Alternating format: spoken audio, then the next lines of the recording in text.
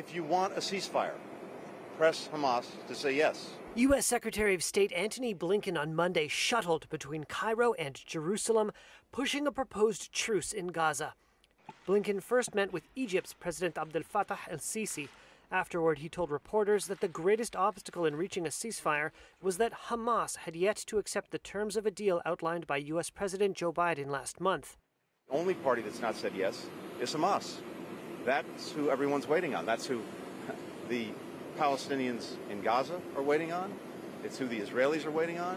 It's who the hostages and the hostage families are waiting on. Blinken then flew to Israel, where he met with Prime Minister Benjamin Netanyahu. In a statement, Netanyahu said his country remained committed to total victory.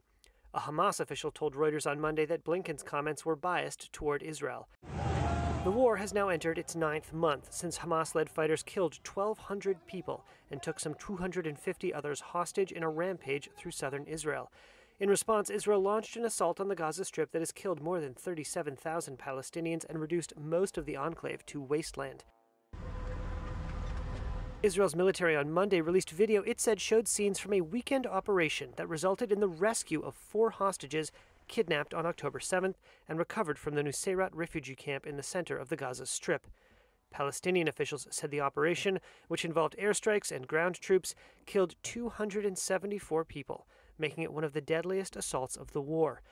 Anas Alyan picked through the ruins of his home. This is our house. We were safely sitting in it, and suddenly several consecutive explosions happened. We did not know what was happening. I was sitting upstairs in my apartment. I went down to my parents' floor and found all my relatives thrown out because of the Jewish soldiers. They were firing at us with mortar rockets at the living room. All my relatives were wounded. There was a lot of gunfire. F-16, quadcopters, drones. It was horrible. Soldiers in this area were all firing. Israeli forces said they were aware of under 100 Palestinians killed and did not know how many were combatants.